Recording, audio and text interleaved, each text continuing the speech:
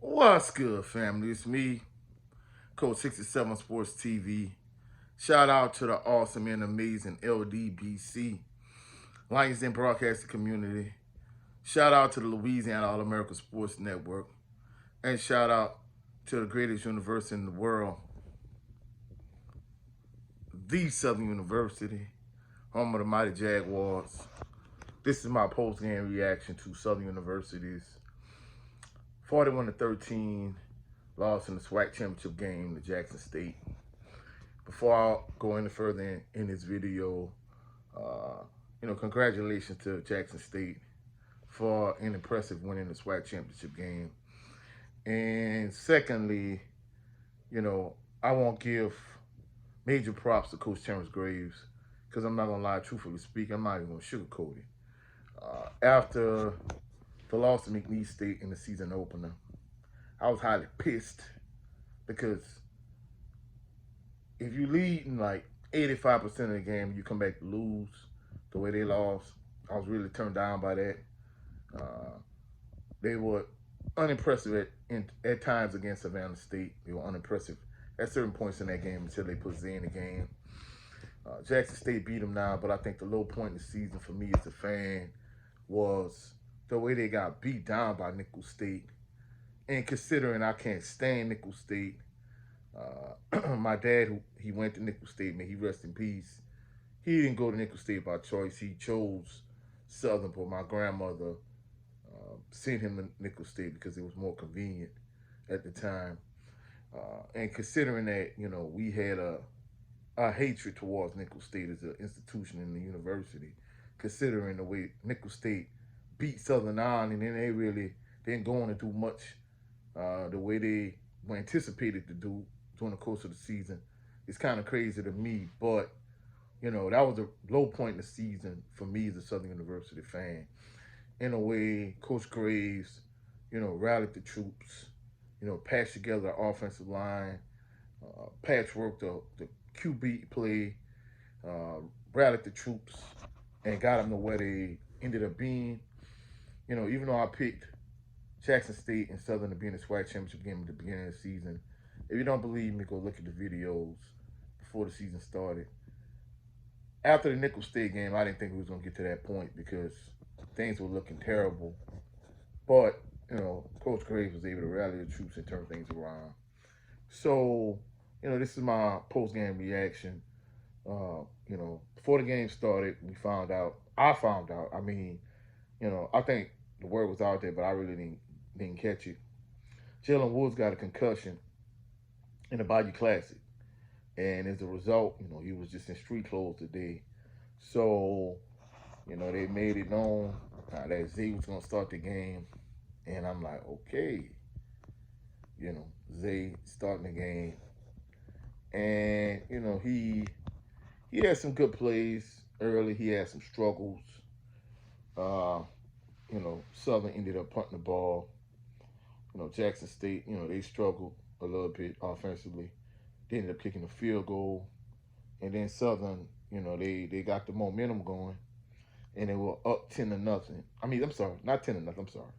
Let me back up. They were up 10-3. So this is going to show you I don't edit these videos. They were up 10-3. And truthfully speaking, them being up one score, I felt like that really was the time. If they could have went up 2 scores, I think the game, it turns out to be a different ball game. But, Mark Frederick, he kind of stuck with his conservative play calling, and they ended up punting the ball.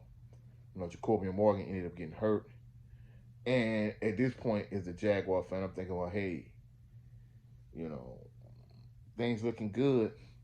And the way ESPN spun it, you don't go to your second string quarterback, you go to your third string quarterback.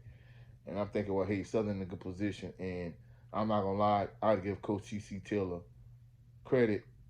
He earned being the SWAC Coach of the Year because I'm not going to lie, in this game, he pushed the right buttons at the right time. I figured he should put one backup in. He go with the other backup, and they go down the field and score a touchdown. I'm not gonna lie to officiating. I've been hard on the SWAC officials over the years. Uh, they weren't great, but they were decent. But I felt like on the long run, uh, they called a face mask, but I felt they missed a holding penalty. It'd have been offsetting penalties. I'm not saying that one play changed the momentum of the game. I think the real turning point was Southern not being able to capitalize when you up a touchdown and you have the ball and you're driving.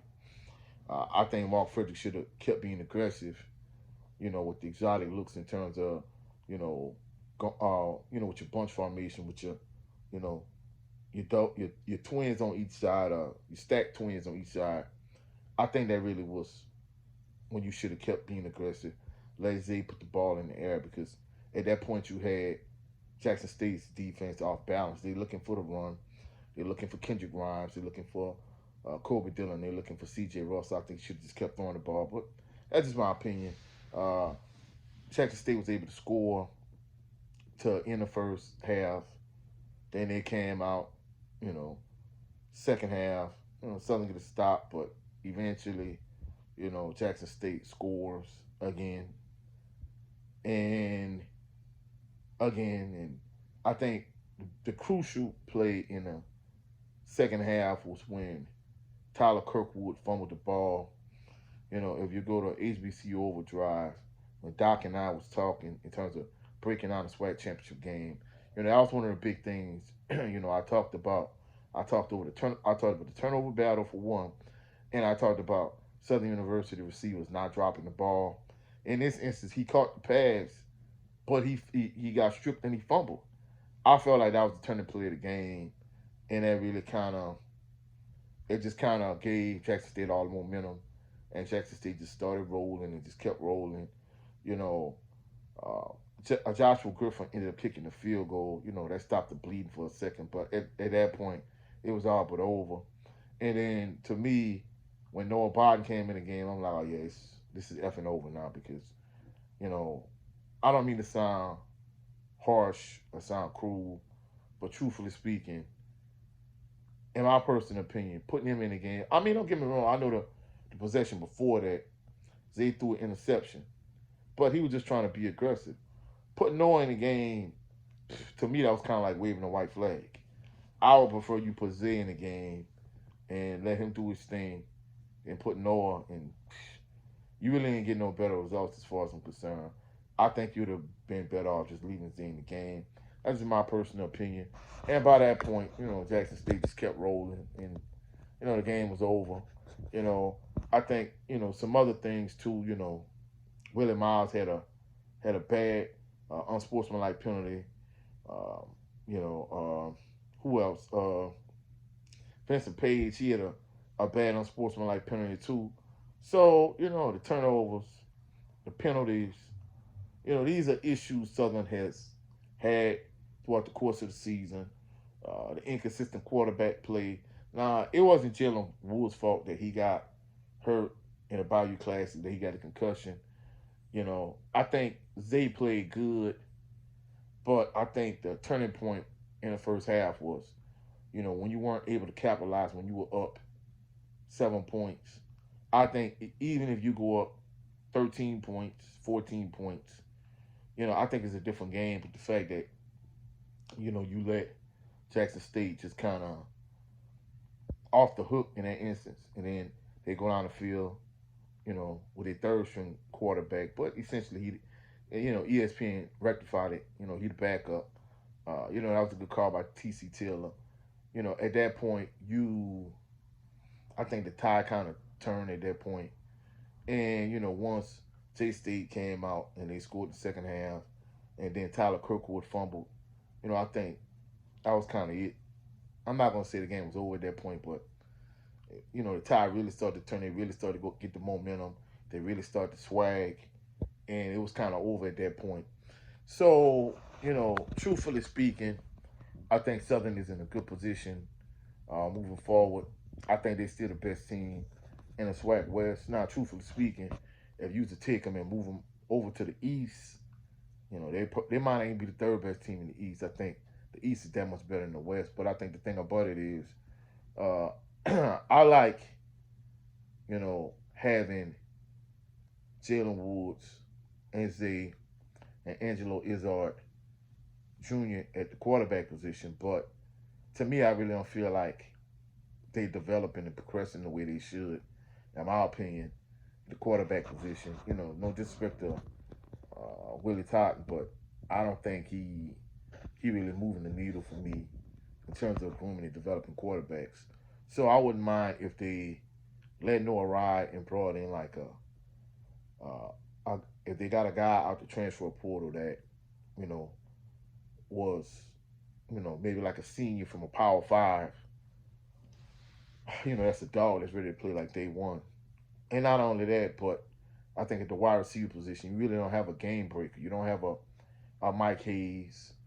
You don't have a Willie Quinn. You don't have a James Vernon. You don't have a Devin Lewis. You don't have a Lee Dawes. You don't have a guy that's a game breaker, a playmaker at the wide receiver position. I think Chandler Whitfield, I think he a good wide receiver, but I think he's more of like one of my brothers said in the group chat, I think he's more of a number 2 receiver than he is like a legit one.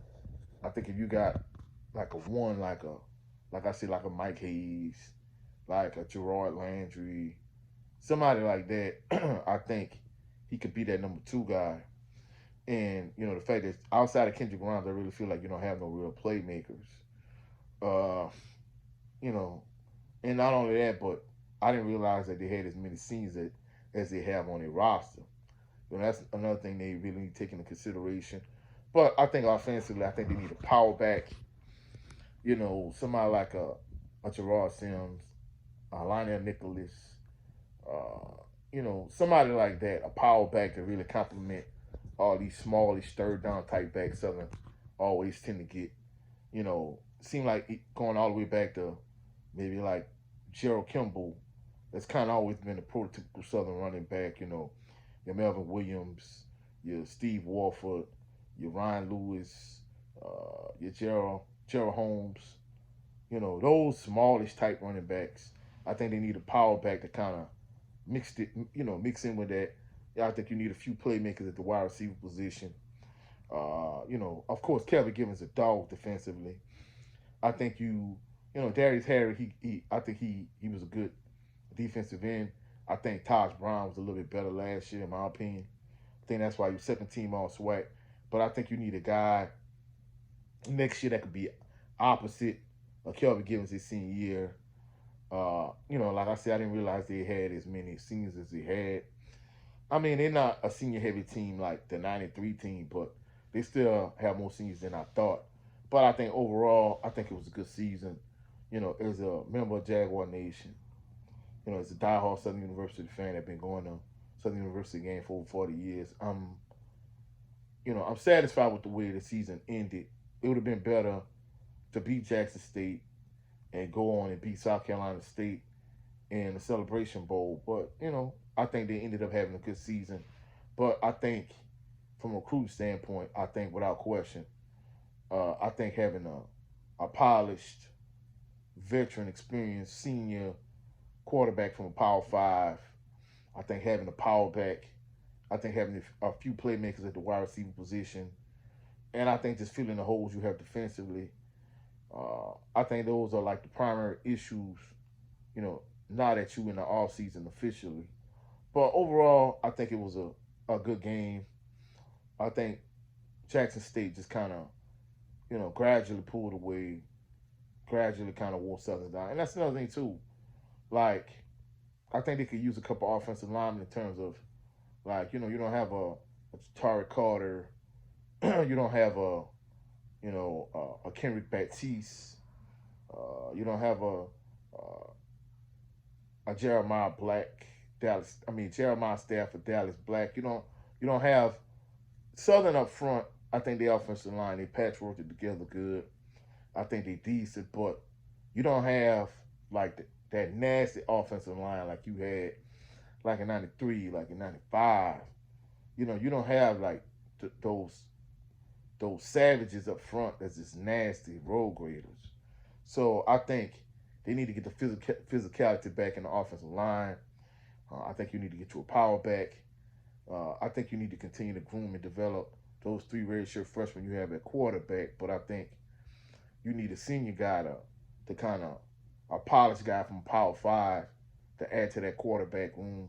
And like I said, another thing too, the playmaking, lack of playmaking is at punt return. Now you don't have a Fred Bailey, a Kenyatta Sparks, a Ezra Landry, a Willie Quinn. You don't have that guy as a punt kick returner, and you don't have that guy as a wide receiver. You need playmakers in those positions to kind of, bridge that talent gap between yourself and Jackson State, because I think TC Taylor is kind of giving you the blueprint you need to be, a SWAC championship caliber team. I'm not gonna lie, I think, Jackson State has a very balanced roster, and I think that's what Coach Graves should strive to be and strive to surpass. But that's it for this video in terms of my post-game reaction to the Southern SWAC championship loss to Jackson State. Myself and Doc Holliday on HBCU Overdrive. The next coming days we supposed to do something on his channel. Me giving my Southern perspective, him giving his Jackson State perspective, and we're gonna kind of give our combined recap of the game. Also, go check out my brother Jared 11 Green on his channel, the Southern Baller Show, every Sunday. Sometimes it's at 3:30 p.m. Central Standard Time. Sometimes it's at 7. Sometimes he moves it around, but go check out my brother Jared 11 Green on his channel with his show tomorrow, Southern Baller Show. Also, go check out my brother Brent Fox on his channel with his show, It's Just Me starring Brent Fox. Go check out the Louisiana All-American Sports Network. They did a live stream this morning. Had I known that we wasn't gonna do our wire analysis, had I known way ahead of time, like a few days, I would have hopped on with them this morning. But go check out the Louisiana All-American Sports Network, and go check out my brother 7A Sports TV. He has 2 channels, 7A Sports TV, and he has the No 304 show he's gonna air the first episode of that tomorrow. So go check him out. I hope y'all have a blessed, phenomenal evening. I hope y'all have a blessed, phenomenal weekend. Peace and blessings to everybody. And go Jags.